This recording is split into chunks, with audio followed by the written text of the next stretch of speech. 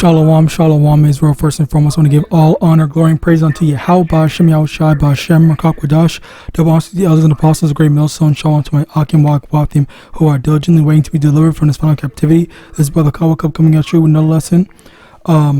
Today's lesson is going to be on this whole regeneration, reincarnation thing, simply because I had gotten the spirit to do it again. All right, but I guess this time, I think compared to before, I think this is going to be a lot easier and a lot simpler to digest, I guess, because it's going to be a very quick, I don't know how many, 5 precepts, maybe more. All right, so John chapter 9, Slakia, verse 1, and as Yahawashi passed by, he saw a man which was blind from his birth, and his disciples asked him, saying, Master, who did sin, this man or his parents, that he was born blind? Yahushua answered, neither hath this man sinned nor his parents, but that the works of Yahweh should be made manifest in him. I must work the works of him that sent me while it is day. The night cometh when no man can work. All right, so basically there is this man that was born blind. All right, and you have to really understand that when children are born, you have to understand why does the Lord give them defects? Why does the Lord say, okay, you know what, this kid is going to be born blind, this kid's going to be born with no arms, with no legs? I've literally seen so many people, or so many different people. There was actually that one kid, that one Jake, that was born with no eyeballs, literally no eyeballs, and he had used echolocation in order to move around and whatnot, and then he died, I think, before he turned 15 or something like that. I don't remember exactly.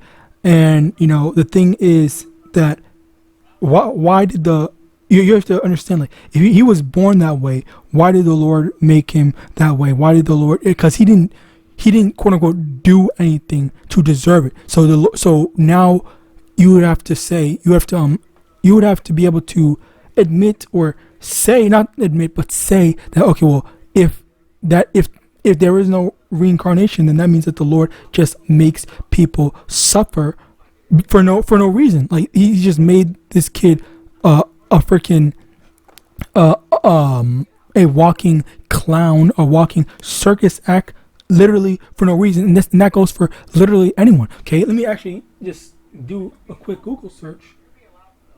Birth defects. All right, I don't even know if I should show this. Probably not a good idea, actually. So let me close. I'm going to close that out anyway. But basically, you get the point where you have a bunch of kids that are born with a bunch of different things. They are incapable of living normal, proper lives because, their arm doesn't work, or their arm isn't there, their legs, blah blah blah. All right, so then again, how do you rationalize that? How do you justify that type of thing? Because we know that YAHAWAH. Okay, let me get that.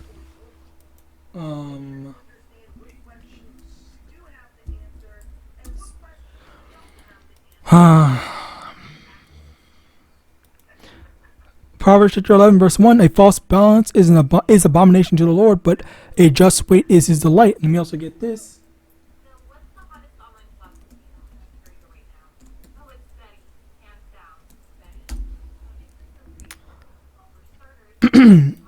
Second Timothy chapter 4 verse 8, henceforth there is lay up for me a crown of righteousness, which the Lord the righteous judge shall give me at that day, and not to me only, but unto all them that love his appearing. All right, so how is the Lord a righteous judge if he's giving some random kid some birth defects, or he's making some random kids random kids that live normally get put in a situation where, never mind, let's just stick to the birth defects. Okay, so basically, how are these kids being put in these situations where they are born fucked up, basically, to put in simple terms. All right, like it doesn't make sense for things to be that way. It doesn't make sense if the Lord is a righteous judge. So of course the answer goes into, again, as I said, regeneration, which is in the Bible, which I will show with these up and coming verses. First things first, Numbers chapter 14 verse 18, the Lord is long suffering and of great mercy, forgiving the iniquity and transgression, and by no means clearing the guilty, visiting the iniquity of the fathers upon the children unto the third and fourth generation. Okay, so over here, let me also get this. Now this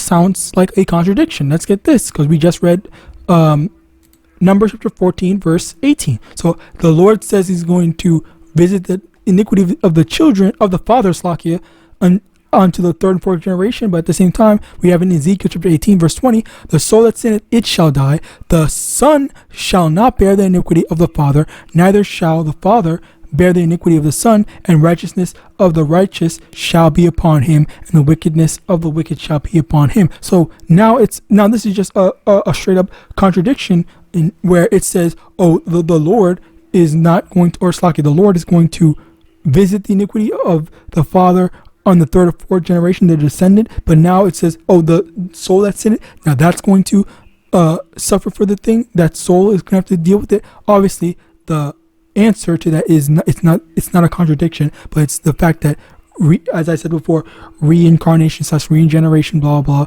And the way that regeneration works is that it's not this whole Buddhist crap where you can be reborn into literally anything. It's specifically your own descendants / your siblings' descendants, more specifically, or I guess more, not even just siblings, but just your nearest of kin's descendants, where like for example, all right, let's just say Abraham was reborn as Judah. I guess as an example, I wouldn't say that that's true, but let's just say for the sake of me giving an example, that's basically what happened. So yeah, that's basically an example of that, where Abraham had a son, his son had a son, and then on the third / fourth, not which his third would be Jacob, but Judah is his fourth. So that's an example of reincarnation of Abraham. Not an actual example, but just for the sake of me giving you an example, because there's nowhere in the scriptures that say that Abraham is reincarnated to Judah. Slakia, I forgot the name. I was blanking on the name for a second. So yeah, that's basically it. So yeah, even with that, let's say for example, if you were a person that took people's eyes and stuff like that, okay, you were a terrible person, you were a murderer, you were or whatever, the Lord saw that you in your previous life would take people's eyes and stuff like that just to be mean or evil or torturous, then the Lord would take your eyes as well, okay, or whatever type of example, because the Lord is about balance, and it's oftentimes like this where you get deprived of certain things, where the Lord will give you an abundance of it to make up for your lack of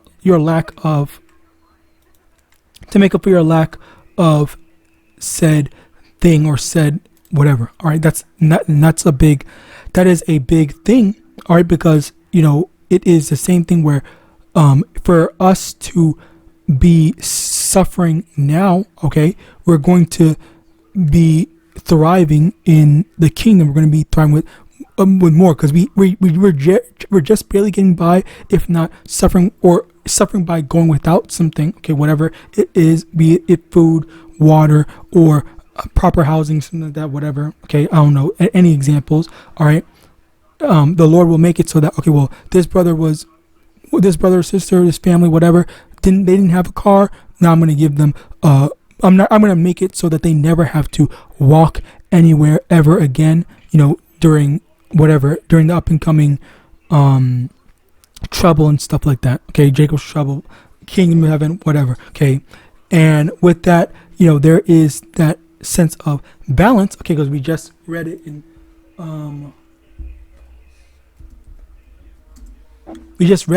okay, in Proverbs chapter 11 verse 1, a false balance is abomination to the Lord, but a just weight is his delight. Okay, where the Lord is making us go through stuff now, go through stuff now. Actually, let me get that as well. In 2 Corinthians 4 verse 16, for which cause we faint not, but though our outward man perish, but yet the inward man is renewed day by day. For our light affliction, which is but for a moment, worketh for us a far more exceeding eternal weight of glory, where we look not at the things which are seen, but at the things which are not seen. For the things which are seen are temporal, but the things which are not seen are eternal. And that's the thing where we might be going through hard stuff now, and the thing is that another thing about it is that we, as of right now, we are whatever issue, whatever trouble that you are going. That is so fucking hilarious, Lucky. I just got a message. Anyway, before I lose my train of thought, we are suffering through whatever crap that we had done. We have to pay for the sins of what we did previously. Okay, so yes, we had to pay for this stuff, and now we're dealing with. Oh my God, I hate when people message me when I'm doing this. But we have to deal with stuff like, say for example, I had money in my previous lifetime, so now the Lord is making me poor now. That's a perfect example. So as a result of that, because I was mismanaging my money in that previous life, so now the Lord's going to be like, okay, well now you have to penny pinch in this life now, and that could be for a lot of us. All right, a lot of us may have been or just rich, or we're rich previously and now we're poor. Okay, and maybe that's just the way things are, and that's a result of the as well as the curses. All right, because let's get that as well, because this is also the thing. Because how is it that the Lord is making us suffer the curses of the scriptures? Okay, because in Deuteronomy chapter 28 there's a bunch of curses. Why are we going through all that stuff if we were just born now? Like, oh, you were born in 1980 something, whatever. So why if your soul whatever is new, brand new and all that stuff, why are you suffering for all that crap if the Lord doesn't make you suffer for what your parents, ancestors, whatever did? Now Deuteronomy chapter 28 verse 15, but it shall come to pass that if thou wilt not hearken unto the voice of the Lord thy power, to observe to do all his commandments and his statutes which I command thee this day, that all these curses shall come upon thee and overtake thee. So all these curses are overcoming us and overtaking us, and making life a living hell for us. So as a result of that, again, like why us if we didn't do anything? Which the answer is that we did do stuff. We are the ones that sin. We are our ancestors. And in that same token, Esau also is his ancestors, and Esau, the ones that had us enslaved in hardcore bondage, slavery, all that crap, they are their ancestors. They are those same people today, that still have that same hatred and whatnot. Okay, as a matter of fact, let me get that to further solidify this before I end things off. Ezekiel chapter 35, please tell me it's 35. Yes, it's 35. Call him YAHAWAH. Ezekiel chapter 35, verse 5. Because thou hast had a perpetual hatred and hast shed the blood of the children of Israel by the force of the sword in the time of their calamity, in the time of their iniquity had an end. Basically, they have that perpetual hatred, but they don't know why. They just hate us. Okay, and it's not just because they were taught, but it's because it's simply because they what's the word? It's simply because of their initial progenitor. I think that's what the term is called. Esau, Edom. He had that hatred that is still burning in all of his descendants of all the Edomites, that they hate, that show that they have that hate for us, that still is apparent. Okay, that's that perpetual hatred that will never die down. Okay, so finally, Daniel chapter 9 verse 11. Yea, all Israel have transgressed thy law, even by departing, that they might not obey thy voice. Therefore the curse is poured upon us, and the oath that is written in the law of Moses, the servant of Yahweh, because we have sinned against him. Okay, so basically, yeah, all Israel has transgressed. But again, how is all Israel transgress if some of us are only born now, some of us are children, some of us have children, some of us are children, some of us whatever. Okay, there's children there, and yet suffer. Those children are still, are still like not old enough to do or act properly and whatnot, or to understand what's going on, blah blah. So why are they suffering? And again, it's because, as I said before, because this is the second time, third time, fourth time, I don't know how many times, our souls have been, living through the stuff. And actually, matter of fact, let me just end it off with this. I think it's in Ecclesiastes chapter, I don't know where the where the thing is. The Ecclesiastes chapter 1 verse 9, the thing that hath been is that which shall be done, and that which is done is that which shall be done, and there is no new thing under the sun. So there is no new thing under the sun. Everything that has been, is now, and everything that will be is now. Basically, it's just a reoccurring cycle. So with that, I praise this most edifying. I want to give all honor, glory, and praise unto YAHAWAH, YAHAWASHI, YAHAWASHI, double honors to the elders and apostles, the great millstone, abode, ball, and shalom.